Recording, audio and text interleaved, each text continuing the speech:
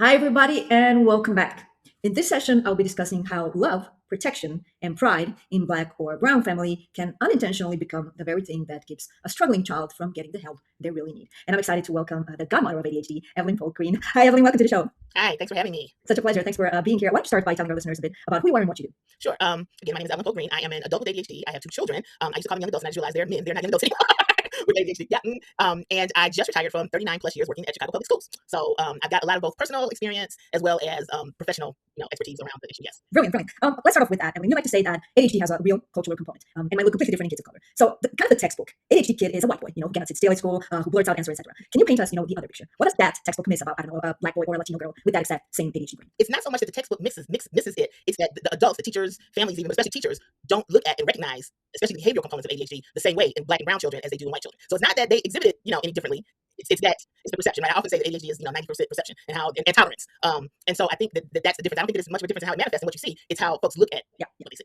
So yeah, like misreading the child. Yes, exactly. Misreading, and there's research about how teachers look at Black and white children differently and how they perceive their behaviors and the whole gamut. And so yes, it's not that they look different. It's just that we look at them differently. But you say that black teachers are just as likely as white teachers to kind of discipline black kids harshly, right? That's no difference there. It's no different because there's several reasons for that. One is just the implicit bias that exists in all of us. I mean, there's systematic racism in America, and there's no getting around it. And so all of us, black, white, brown, purple, green, are raised in that same system, and so we all are exposed to those implicit biases. And so black teachers tend to look at, this is from research from Walter Gilliam, by the way, from Yale Study Center. But black teachers tend to look at behaviors. They hold black children to a higher standard, and they also are more likely to go for it, want to expel or suspend them.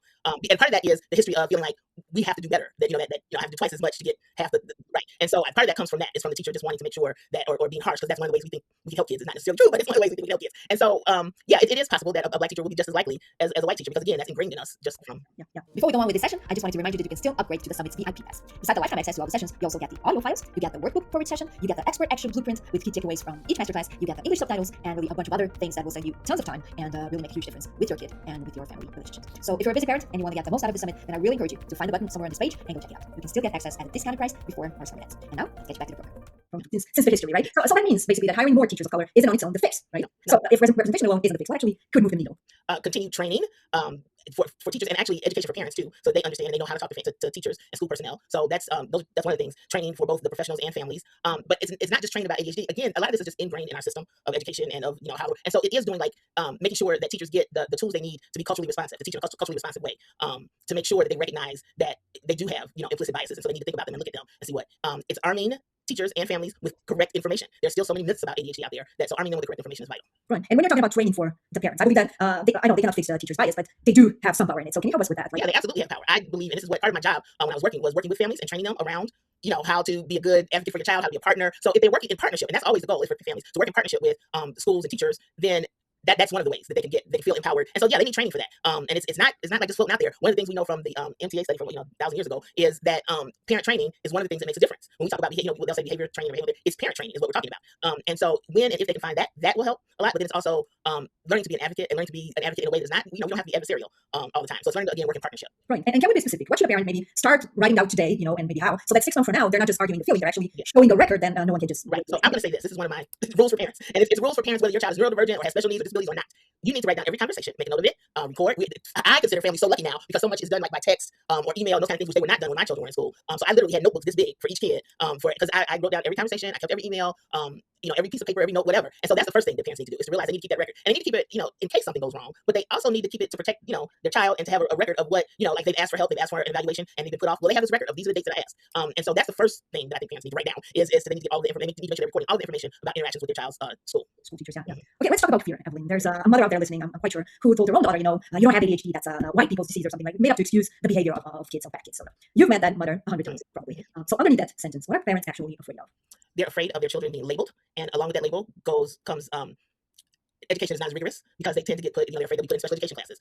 That they're afraid that they will be treated differently. We tend to want our children to work really, really hard, and so one of the things that we don't want them to have an excuse for not working hard. And so that's something. But the fear is really about making sure that they make it in the society. They have every tool that they need, because again, have to work twice as hard to get that start. So we want to make sure that our kids have every tool. So that's one of the reasons I think that's a big place where that fear comes from. And then we also, there's just legitimate fear about how African Americans and other, all Black and brown folks, I think, in this country have been treated by the medical field, just historically, by education. And so all of that is history. That's, it's the parents' personal story, and combined with all of those kind of generational and things that are just out there. So yes. Makes sense. Makes sense. But here's the bind, though. If that history is, as real as you say, it is, a parent can kind of draw one perfect logical conclusion. So the safest thing I can do is to keep my kid away from the system, almost, right? If we are looking back on the history. So is there a way to tell that history that kind of empowers a parent instead of frightening them off? I'm not sure if there's a way to tell the history that empowers them, but I think that it's important to show them how they can still make the system work for them, how they can go around it. Get around the detours. We've been doing that for generations. And so to figure out how to work the system so that it works for their child. And the other thing is, part of the fear is, for me, what I always try to do is to help families understand that their child is being labeled, whether it's an official label or not. But the teachers are calling them something. So it can be the official label that gets them the assistance and the help that they need to get to or it can be that other label that just gets them in trouble. And so I think that's one of the things to help parents understand, that acknowledging ADHD or any neurodivergence is not going to hurt the child. It's going to help them, because one, the child also needs to know how to navigate the world. They're not going to be with you forever, and so they need to know how to navigate the world. And one of the ways to do that is to make sure they understand what's going on and acknowledge it and not be ashamed of it. It's nothing to be ashamed of. Yeah, that's true. But this fear, it doesn't come always from a school or a stranger. Sometimes it's quite often it's sitting at your own kitchen table. So let's talk about family grandparents specifically. Your mother, if I'm not mistaken, gave 50 years to the classroom, right? And when she finally met a child with ADHD, that was her own grandson. So her first instinct, of course, wasn't let's evaluate him, let's support him. It was more in terms of let's discipline him, let's spank him a little bit more, right? But from that, I understand, and please correct me if I'm wrong, let's discipline him, let's spank him. In a lot of Black households, in fact, kind of a survival strategy. They believe that a firm hand keeps the child safe from much harder world out there. So when you ask a grandmother to put all of that down, what does she replace that with? I think, again, just like with families and teachers, education, knowledge. I think that is the most important thing for coping with ADHD, is the more you know, literally. And so I think that it helped. I think that definitely helped with her. Is as we were going through the process, she kind of went through it with us, and she saw it, and so she was able to pretty quickly understand that was not the case. And I think the other thing is generational. I don't know that families.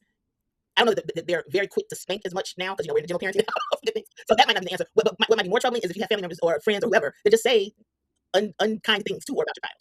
Yeah, and so I think that is there too, in addition to just don't spank. So again, just education. You try to work with people for as long as you can. And then at some point, you know. Yeah, you don't. Yeah, that's true. What's that tipping point? When do you don't? Because I'm sure that every parent watching has a mother, has an auntie, has a grandfather. When it is going to harm your child. And I don't know, you've got statistics about how many times a day a child hears negative things when they have ADHD, or we've got all that. We know they already have all this negative stuff going on. So I'm not gonna let somebody make it worse for my kid. So when I can see that they're being hurt, right, then I'm gonna remove us from the situation. Right. And literally, I have family that I have not spoken to since the children were little, because the way that they responded to what we were doing, it wasn't good for him. It wasn't good for me. It wasn't good for any of us. And so I think the tipping point is when it's harming you or your child, and you see that person is not willing to even try to understand, and that's it. I respect that. I really do. So the ultimate goal is not to wait for them to catch up or to change their mind, but to protect the child, right? Yeah, it's to protect the child. You want to get them educated. We don't want to alienate family, but the goal is ultimately, as a parent, my goal is to protect my child. Mm-hmm. Evelyn, let's say a parent, does move past the fear, past the family, like you did, remove yourself from those who hurt your child, and goes looking for help, But what they find is mostly luck, I would say. And in fact, I know that you call yourself the luckiest girl in America because you found a Black woman psychiatrist who, in fact, psychiatrists who themselves had ADHD. And I'm with you on that. That is pure luck. So for the family that doesn't win that kind of lottery, to say, and most probably hearing this won't, what would you say? What's the minimum acceptable care they should refuse to send? So I am lucky, but it wasn't just luck. It was looking. It was doing a lot of hard work. It was interviewing a lot of doctors. It was asking a lot of questions. And I personally believe that the most important thing you can do, especially at the beginning of this journey, is to make sure that you are working with a clinician that knows and understands ADHD and all its subtleties and all the things that, understands the myths from the reality, understands titrating medicine, understands all of those things. For me, that is what the difference is. And that's what parents need to do, families need to do. But for that matter, adults looking for a clinician, that's what they need to do, is to ask those questions, ask around. That's, I will forever say that the best thing I did was join and start a support group, because those are people that I still talk to and rely on. And they were able to tell me, hey, have you tried this doctor? Hey, and so that's important. So to make those connections and to help do it. So it's doing your research. And it's also trusting your gut. I say all this all the time. Parents have, and this is one of my colleagues used to say this all the time, parents have a PhD in their own child. and they do. And so it's trusting your gut, when it doesn't feel right, when it's not. So I remember my son, soon after he was diagnosed at age 7, he was diagnosed at the University of Chicago. We had a developmental pediatrician who saw him for his ADHD then. And so his regular pediatrician was like, oh, I can do that. I can prescribe his medicine. And I was like, no, you really can't, because you were the one that told me if he has all A's in school, he doesn't have ADHD. So no. Yeah. So it's really, really important to find a clinician that knows and understands ADHD. And thankfully, there are more and more of them out there. Yeah, luckily that pool is growing. Still not as many as we need. Yeah, especially not as many of color, but getting there. Slowly we're getting there. Yeah. Let's follow the child that we talk about right now forward, because I believe that the stakes don't shrink as those kids grow. They just kind of change their shape. One day the kid you've protected so carefully has to walk out of the door and run their own path, right? And you're not in the room or behind their back anymore. So the real work really, before that day comes, is teaching them to speak up for themselves, the way you've been describing in the beginning of this conversation. So how did you do that with your own sons? What actually moved them from being kind of protected to advocating for themselves? That's funny, because I've actually asked them the question that you so. I've actually asked them that question, like, did I help? Did the things I do, are they helpful? Can I tell other people this? So I think, first of all, my kids attended every IEP and or 504 meeting from the time they had one. So now my son was diagnosed at 7. We didn't get the IEP till he was 10, I think. He was in 5th grade. And literally, he was at that IEP meeting. I tell people with preschoolers, bring the kids to the meeting, because this is about them. They know themselves more than anybody else. So I remember my son saying, I don't know why you want to do preference treatment seating. It's not gonna matter if I'm in front room or back room. If I'm not gonna pay attention, I'm not. So I think that's the first thing, is letting them be in on those meetings and advocate for themselves as much as they can. Age appropriate, of course. Like, they don't necessarily, a preschool is not going to sit the whole meeting, but you can bring them in and say, hey, tell us about yourself and what you think and how does this affect you. And so I think that's the first thing, is let them be involved in their own, help that they're getting. Let them be involved in their own education, their own, work with clinicians, however you can. So let them be involved in their own. Then you have to start doing things like, and I did this unknowingly, but luckily I did. Perry, when he got to high school, before he was even a freshman over the summer, he did some debate work, and he fell in love with debate. I always say it's the thing that saved his life. And so I sent him away. Well, I shouldn't say I sent him away. He went away to debate camp for 4 years. So he was a senior too. So he went to debate camp every year of his high school, and that taught him some independent living skills that I hadn't really thought about at the time. But after it, I was like, oh my God, I did that. So no, you can send them to camp, if you can give them responsibilities around the house, and sometimes it's a little harder with our kids with ADHD and neurodivergent kids, but whatever you can do to make them have responsibilities, I think it's important to talk to them, just like, I always talk about how African American families have that talk with their children, especially their boys, and then it's a double talk if the kid has ADHD. But I think it's also important to talk to them about the temptations that will happen if they go away to college and what kind of things are going to happen to them. And I say go away to college, I think the other thing that's important is to let them know that college is not the answer for everybody, or you don't have to start out at a 4-year college, and to give them those options and to be okay with those options, as if they need to know that you're okay with those options so they can feel good about them. So I think that's, yeah. And just, my sons were never, I never hid from them the fact that they had ADHD. I never, tried to deny it. It was never an excuse for bad behavior. It occasionally might have been a mitigating, issue in their, mitigating factor in their consequences for it, but it was never an excuse at home or at school. So I think just, making them aware and helping them to learn their own ADHD, like how does it, and it's very funny and it's very different. My oldest son and I are exactly alike, and we drive each other crazy, and what drives us crazy about each other are the things that we don't like about ourselves, truthfully. We see it reflected in them. My younger son is totally different than both of us, and it's very different. He actually is the hyperactive one, but he's also the organized one, unlike my other son who live in chaos all the time. So yeah. That's brilliant. When we speak of self-advocacy, self-advocating, the identical behavior, can get read in completely different ways. So, for instance, a white kid who pushes back is maybe confident. A black or a Latino kid who does just the same, it would be maybe labeled as disrespectful, or he's got an attitude or whatever. Mm-hmm. So the skill alone isn't enough there. The delivery has to survive this bias read before the child ever gets to help. So how do you actually train a child to kind of clear that bar? Yeah.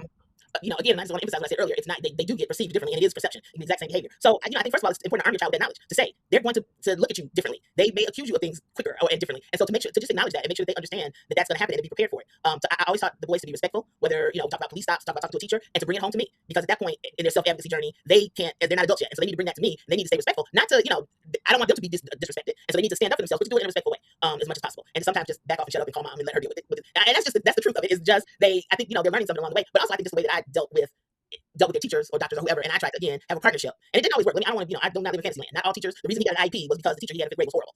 And so I needed to protect him. And that's why he finally got an IEP, because before that, teachers were great. But, so yeah, I think that we just have to arm them, again, start from the beginning with the self-advocacy, to help them understand that they operate under a different set of rules. And it's not fair, but it's the way it is. And so we need to tell them that. We need to not pretend like it's not that way. We need to tell them that so they can be aware and they can, move through the world accordingly.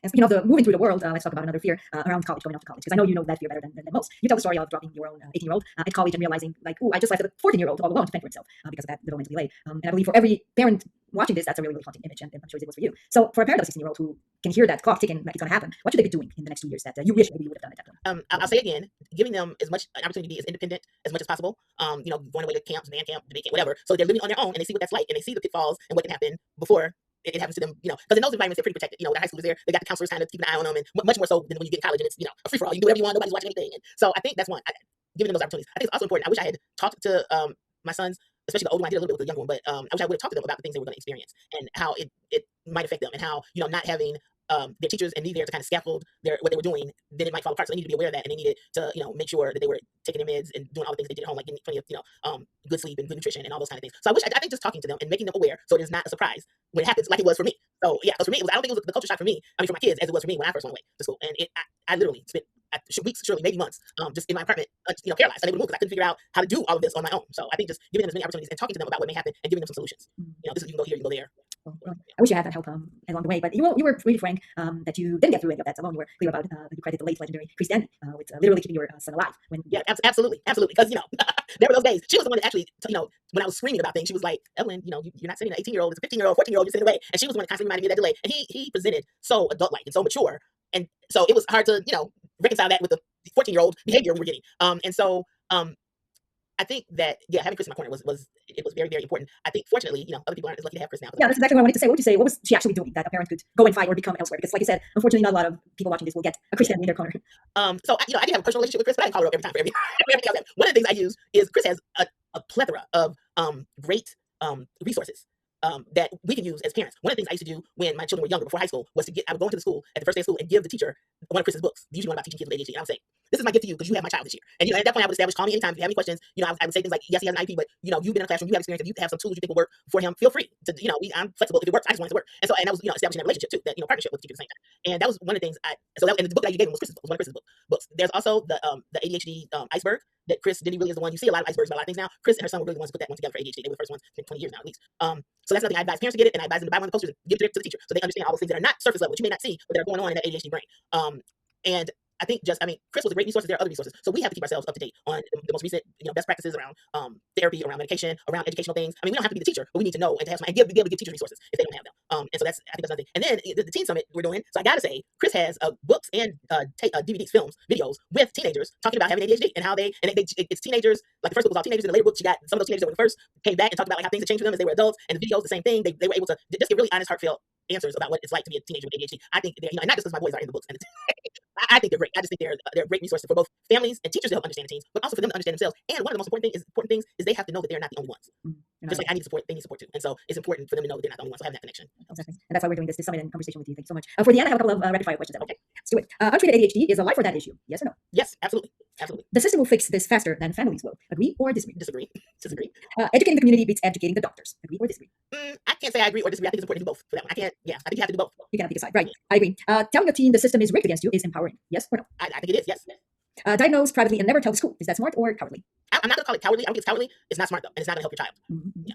But it's scary, right? It is scary. It is scary, but it's not cowardly. I mean, I understand the fear that would be behind that. So cowardly is not the word that I would use. I agree. It's harsh. TikTok self-diagnosis, a lifeline for underserved kids, or is it a trap? It's a disaster. It's not a trap. It's a disaster.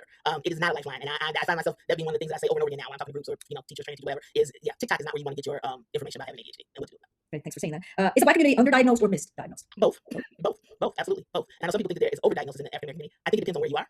I think there's underdiagnosis, overdiagnosis, and misdiagnosis. And I don't know so much that there is underdiagnosis, but more than underdiagnosis, I think it's a matter of undertreatment. Yeah, that's a bigger issue. A quote, wait, he'll grow out of it. Is that patience or wasted years? That's wasted years. Summer is the best time to evaluate your child, true or false? I've never heard that before. And so I don't know. I mean, just that's the first time I would say no, because I think it's important to evaluate them while the school stuff is going on, because you'll see, what's happening there. So I don't know. And the last one, ADHD diagnosis helps college application. I don't know that it helps a college application, and I certainly hope that we are gone from those days of people saying they had ADHD and putting it on a college application to help. But I think it's important that we acknowledge it and right away connect with the college disability office, so that you can get those supports that they offer. But I wouldn't say to keep it off. Yeah. That's help. Anything else, Emily, that you'd like to share with parents listening before we wrap up? No, I would just say it's a wild ride, and it's fun, but it's also very frustrating. And the most important thing, again, our job as parents is to protect our children and to give them the tools they need to be independent and to be able to do that without fear, just to be able to stand up for themselves, advocate for themselves. And the best way we can do that is by example. And so I think it's just really important for us to be that role model for them when it comes to those kind of things. And so again, just love on those babies, because they'll be gone. I mean, I know they're teenagers, so they're not really babies, but take the side hug and be happy. Thank you so much, Ellen, and I think you lead with that example. Thank you for turning that fear into knowledge. I really appreciate this conversation. Thank you. Thanks again. Thanks for having me. Are you loving the advice and insights you're getting? Well, you can get lifetime access to all the summit sessions when you upgrade your ticket to the VIP Pass. This means you're not only getting unlimited access to the sessions, you will also unlock the audio version of the entire summit, expert action blueprints with key takeaways and action steps, English subtitles, and a brilliant workbook that will help you implement everything that you can. You see, the VIP Pass is purposely designed to help you digest all of the content from the summit and implement this advice in your own life. And as you know, the internet is flooded with advice about ADHD, but how much of it actually comes from credible sources? How many times have you been led astray by unknown or unverified advice? Well, unlimited access to the entire summit is a place where information is not only just abundant, it's also trustworthy. So if you want to be confident in the ADHD strategies every step of the way, then I think this is a place to start. I'm totally positive that you're going to love the VIP Pass and all of the valuable resources that we have created for you. It's like having a personal library of expert knowledge right in your pocket. And here's the best part. If for any reason at all you don't love it, we'll refund you in full. No questions asked. So you really have nothing to lose. Grab your VIP Pass now and don't miss this opportunity.